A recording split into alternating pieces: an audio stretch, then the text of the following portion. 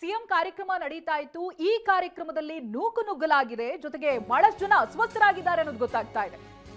CM ಕಾರ್ಯಕ್ರಮದಲ್ಲಿ ನೂಕು ನುಗ್ಗಲಾಗಿದೆ. ಒಬ್ರಿಬ್ರಲ್ಲ 11ಕ್ಕೂ ಹೆಚ್ಚು ಜನ ಅಸ್ವಸ್ಥರಾಗಿದ್ದಾರೆ. ಮಹಿಳೆಯರು, ಮಕ್ಕಳು ಸೇರಿದಂತೆ ಬಹಳಷ್ಟು ಜನ ಅಸ್ವಸ್ಥರಾಗಿದ್ದಾರೆ. ಕುಡಿಯೋದಕ್ಕೆ ನೀರು ಸಿಗದೆ ಜನ ಪರದಾಡಿದ್ದಾರೆ. ಸಣ್ಣ ಪುಟ್ಟ ಮಕ್ಕಳನ್ನೆಲ್ಲ ಕರ್ಕೊಂಡು ಬಂದಿದ್ದಾರೆ ಜನ.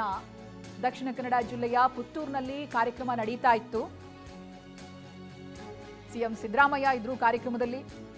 ಸಿಎಂ ಸಿದ್ದರಾಮಯ್ಯನ ಕಾರ್ಯಕ್ರಮದಲ್ಲಿ 11ಕ್ಕೂ ಹೆಚ್ಚು ಜನ ಅಸ್ವಸ್ಥರಾಗಿದ್ದಾರೆ. ಅದರಲ್ಲಿ ಮಹಿಳೆಯರು ಇದ್ದಾರೆ, ಮಕ್ಕಳು ಕೂಡ ಇದ್ದಾರೆ. ಬಟ್ ಅಲ್ಲಿಯ ವ್ಯವಸ್ಥೆಗಳು ಸರಿಯಾಗಿಲ್ಲ ಅನ್ನೋದು ಇದರಿಂದ ಗೊತ್ತಾಗ್ತಾ ಇದೆ. ಅಸ್ವಸ್ಥರಾಗಿದ್ದಾರೆ, ಬಟ್ ಅಲ್ಲಿ ಕುಡಿಯೋದಕ್ಕೆ ನೀರು ಸಿಗ್ತಾ ಇಲ್ವಂತೆ. ಜನ ಪರದಾಡಿದ್ದಾರೆ. ಚಿಕ್ಕ ಪುಟ್ಟ ಮಕ್ಕಳನ್ನೆಲ್ಲ ಈ ಕಾರ್ಯಕ್ರಮಗಳಿಗೆ ಕರ್ಕೊಂಡು ಬರ್ತಾರೆ. ಸಾಕಷ್ಟು ಜನ ಸೇರಿದ್ರು. ಇದರ ಪರಿಣಾಮ ಮಕ್ಕಳು, ಮಹಿಳೆಯರು ಅಸ್ವಸ್ಥರಾಗಿದ್ದಾರೆ. ದಕ್ಷಿಣ ಕನ್ನಡ ಜಿಲ್ಲೆಯ ಪುತ್ತೂರಿನಲ್ಲಿ ಕಾರ್ಯಕ್ರಮ ನಡೀತಾ ಇತ್ತು. ಬಹಳಷ್ಟು ವಿಚಾರಗಳ ಬಗ್ಗೆ ಸಿಎಂ ಮಾತನಾಡ್ತಾ ಇದ್ರು. ಜನ ಕೂಡ ಸೇರಿದ್ರು. ನೂಕು ನುಗ್ಗಲಾಯಿತು. ಪರಿಣಾಮ ಸಾವಿರಾರು ಜನರ ಮಧ್ಯೆ 11ಕ್ಕೂ ಹೆಚ್ಚು ಜನ ಅಸ್ವಸ್ಥರಾಗಿದ್ದಾರೆ. ಬಹಳಷ್ಟು ಬಾರಿ ಹೇಳ್ತಾರೆ, ಬಹಳ ದೊಡ್ಡ ದೊಡ್ಡ ಕಾರ್ಯಕ್ರಮ ಎಲ್ಲ ಆರ್ಗನೈಸ್ ಮಾಡಬೇಕಾದ್ರೆ ಈ ಪುಟ್ಟ ಮಕ್ಕಳನ್ನು ಕರ್ಕೊಂಡು ಹೋಗಬೇಡಿ ಅಂತ. ಈ ಕರ್ನಾಟಕದಲ್ಲಿ ಒಂದೆರಡು ಉದಾಹರಣೆಗಳಲ್ಲ, ಬ್ಯಾಕ್ ಟು ಬ್ಯಾಕ್ ಆ ರೀತಿಯಾಗಿ ಆಯಿತು. ಹಾಗೆ ದೇಶದಲ್ಲೂ ಕೂಡ ಆ ರೀತಿಯಾದಂಥ ಉದಾಹರಣೆಗಳಿದೆ. ಹಾಗಾಗಿ ಕರ್ಕೊಂಡು ಹೋಗಬೇಡಿ ಅನ್ನುವಂಥ ಸೂಚನೆ ನಂತರದಲ್ಲೂ ಕೂಡ ಗೊತ್ತಿಲ್ಲ ಅದು ಯಾಕೆ ಈ ರೀತಿಯಾಗಿ ಬೇಜವಾಬ್ದಾರಿ ಪೋಷಕರು ಕೂಡ ತೋರಿಸ್ತಾರೆ ಅಂತ. ಮಕ್ಕಳು ಅಸ್ವಸ್ಥರಾಗಿದ್ದಾರೆ ಈ ಕಾರ್ಯಕ್ರಮದಲ್ಲಿ. ಅಶೋಕ ಜನಮನ ಕಾರ್ಯಕ್ರಮ ನಡೀತಾ ಇತ್ತು. ಆಗ ನಡೆದಿರುವಂಥ ಘಟನೆ ಇದು. ಅಶೋಕ್ ರೈ ನೇತೃತ್ವದ ಕಾರ್ಯಕ್ರಮ ಇದು. ಪುತ್ತೂರು ತಾಲೂಕು ಕ್ರೀಡಾಂಗಣದಲ್ಲಿ ನಡೀತಾ ಇದ್ದಂಥ ಕಾರ್ಯಕ್ರಮ. ಪುತ್ತೂರು ತಾಲೂಕು ಕ್ರೀಡಾಂಗಣದಲ್ಲಿ ಕಾರ್ಯಕ್ರಮ ನಡೀತಾ ಇತ್ತು. ಸಿಎಂ ಕೂಡ ಇದ್ರು. ಕ್ರೀಡಾಂಗಣದ ಸಾಮರ್ಥ್ಯಕ್ಕಿಂತ ಹೆಚ್ಚು ಜನ ಕಾರ್ಯಕ್ರಮದಲ್ಲಿ ಭಾಗಿಯಾಗಿದ್ರು. ಹೀಗಾಗಿ ನೂಕು ನುಗ್ಗಲು ಉಂಟಾಯಿತು. ಸಫೋಕೇಶನ್ ಶುರುವಾಯಿತು. ಆಮ್ಲಜನಕದ ಕೊರತೆ ಆಯಿತು.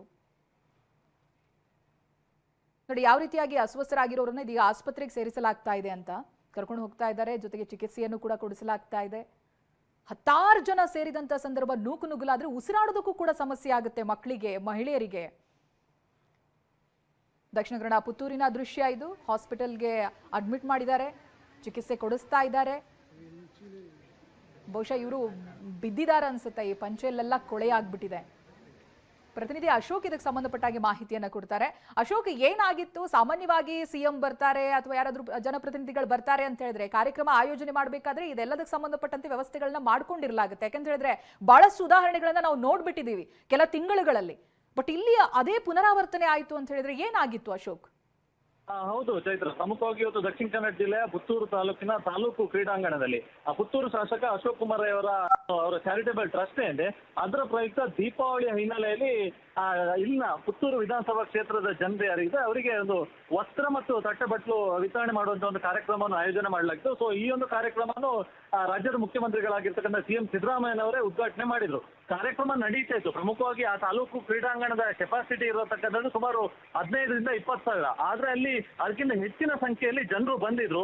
ಸೊ ಒಂದ್ ಕಡೆಯಿಂದ ಮೇಲ್ಗಡೆ ಶಾಮಿಯಾನ ಹಾಕಿದ್ರು. ಹೀಗಾಗಿ ಅಲ್ಲಿ ನೂಕು ನುಗ್ಗಲು ಉಂಟಾಗಿತ್ತು. ಹೀಗಾಗಿ ಅಲ್ಲಿ ಉಸಿರಾಟದ ಸಮಸ್ಯೆ ಜನರಿಗೆ ಉಂಟಾಗಿರ್ತಕ್ಕಂಥದ್ದು. ಈ ಹಿನ್ನೆಲೆಯಲ್ಲಿ ಸುಮಾರು 11ಕ್ಕೂ ಹೆಚ್ಚು ಜನ ಅಸ್ವಸ್ಥರಾಗಿದ್ದಾರೆ. ಸೊ ಅವರೆಲ್ಲರನ್ನು ಕೂಡ ತಕ್ಷಣ ಅಲ್ಲೇ ಸಿದ್ಧ ಮಾಡಿ ಇಟ್ಕೊಂಡಿದ್ದಂತ ಏನು ಆಂಬ್ಯುಲೆನ್ಸ್ ಮೂಲಕ ಪುತ್ತೂರಿನ ತಾಲೂಕು ಸರ್ಕಾರಿ ಆಸ್ಪತ್ರೆಗೆ ಕರೆತಂದು ಅವರಿಗೆ ಚಿಕಿತ್ಸೆಯನ್ನು ನೀಡಲಾಗ್ತದೆ. ಈ ಅಸ್ವಸ್ಥರಾದ್ರಲ್ಲಿ ಮಹಿಳೆಯರು ಇದ್ದಾರೆ, ಮಕ್ಕಳು ಇದ್ದಾರೆ, ಮತ್ತೆ ಕೆಲವೊಂದಿಷ್ಟು ಜನ ಸಣ್ಣ ಸಣ್ಣ ಮಕ್ಕಳನ್ನು ಕೂಡ ಕರ್ಕೊಂಡು ಬಂದಿದ್ರು. ಸೊ ಒಂದು ಅವರಿಗೆ ಕುಡಿಯುವ ನೀರಿನ ಸಮಸ್ಯೆ ಕೂಡ ಅಲ್ಲಿ ಎದುರಾಗಿತ್ತು. ಅಂದ್ರೆ ಅಲ್ಲಿ ಕುಡಿಯುವ ನೀರಿನ ವ್ಯವಸ್ಥೆಯನ್ನು ಕೂಡ ಸರಿಯಾಗಿ ಮಾಡಿರ್ಲಿಲ್ಲ. ಸೊ ಒಂದ್ ಕಡೆಯಿಂದ ಊಟದ ಹೊತ್ತು ಕೂಡ ಕಳೆದಿತ್ತು. ಅಂದ್ರೆ ಸಿಎಂ ಅವರು 1 ಗಂಟೆ ಸುಮಾರಿಗೆ ಆ ಒಂದು ಕಾರ್ಯಕ್ರಮ ಸ್ಥಳಕ್ಕೆ ಬಂದಿದ್ರು. ಸುಮಾರು 3 ಗಂಟೆಯ ಬಳಿಕ ಅಲ್ಲಿ ಊಟದ ವ್ಯವಸ್ಥೆ ಆರಂಭ ಆಗಿತ್ತು. ಸೊ ಒಂದಿಷ್ಟು ಜನ ನಿತ್ರಾಣಗೊಂಡು ತಲೆ ತಿರುಗಿ ಬಿದ್ದಿರ್ತಕ್ಕಂಥದ್ದು, ಇನ್ನೊಂದಿಷ್ಟು ಜನ ಆಮ್ಲಜನಕದ ಕೊರತೆಯಿಂದಾಗಿ ಅಲ್ಲಿ ಅಸ್ವಸ್ಥರಾಗಿ ಬಿದ್ದಿದ್ರು. ಸೊ ಯಾವಾಗ ಇಲ್ಲಿ ಪ್ರೋಗ್ರಾಮ್ ಅನ್ನು ಆರ್ಗನೈಸ್ ಮಾಡ್ತಾರೆ ಅಂತ ಅಂದಾಗೆ ಪೊಲೀಸರು ಕೂಡ ಸ್ಥಳ ಪರಿಶೀಲನೆಯನ್ನು ಮಾಡಿದ್ರು. ಸ್ವತಃ ದಕ್ಷಿಣ ಕನ್ನಡ SP ಹಾಗೆ IGP ಕೂಡ ಸ್ಥಳಕ್ಕೆ ಭೇಟಿ ನೀಡಿದ್ರು. ಮತ್ತು ಆಯೋಜಕರು ಹೇಳಿದ್ರು ಸುಮಾರು 1 ಲಕ್ಷ ಜನ ಸೇರ್ತಾರೆ ಅಂತ ಹೇಳಿ. ಆದ್ರೆ ಅಲ್ಲಿ ಗ್ರೌಂಡ್ ನ ಕೆಪಾಸಿಟಿ ಇದ್ದಂಥದ್ದು ಸುಮಾರು 20 ಸಾವಿರ ಮಾತ್ರ. ಹೀಗಾಗಿ ಪೊಲೀಸ್ ಇಲಾಖೆ ಕೂಡ ಆಯೋಜಕರಿಗೆ ಸ್ಪಷ್ಟವಾದಂತಹ ಸಂದೇಶವನ್ನು ನೀಡಿತ್ತು.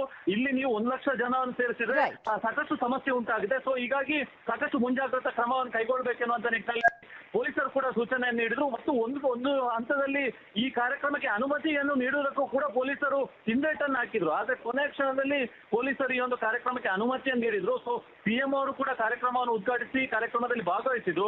ಸೊ ಇದಾದ ಸಿಎಂ ಅವರು ಹೋದಂತ ಸ್ವಲ್ಪ ಹೊತ್ತಿನ ಬೆನ್ನಲ್ಲೇ ಈ ನೂಕುನುಗ್ಗಲು ಉಂಟಾಗಿ ಜನ ಅಸ್ವಸ್ಥರಾಗಿರ್ತಕ್ಕಂಥದ್ದು. ಸದ್ಯಕ್ಕೆ ಅಸ್ವಸ್ಥರಾದಂತ ಸ್ಥಿತಿ ಎಲ್ಲರೂ ಕೂಡ ಪ್ರಜ್ಞೆಯಲ್ಲಿದ್ದಾರೆ. ಸೊ ಅವರಿಗೆ ಗ್ಲೂಕೋಸ್ ಸೇರಿದಂತೆ ಇನ್ನಿತರ ಅಗತ್ಯ ಚಿಕಿತ್ಸಾ ಕ್ರಮವನ್ನು ಈಗಾಗಲೇ ಸರ್ಕಾರಿ ಆಸ್ಪತ್ರೆಯಲ್ಲಿ ನೀಡಲಾಗ್ತದೆ. ಒಂದ್ ಕಡೆನ ಮಳೆಯೂ ಕೂಡ ಆರಂಭ ಆಗಿದೆ. ಸೊ ಸಾಕಷ್ಟು ಸಂಖ್ಯೆಯಲ್ಲಿ ಜನರು ಕೂಡ ಸೇರಿದ್ರಿಂದಾಗಿ ಈ ಎಲ್ಲ ಅವಾಂತರಗಳು ಸೃಷ್ಟಿಯಾಗಿರ್ತಕ್ಕಂಥದ್ದು. ಚೈತ್ರ.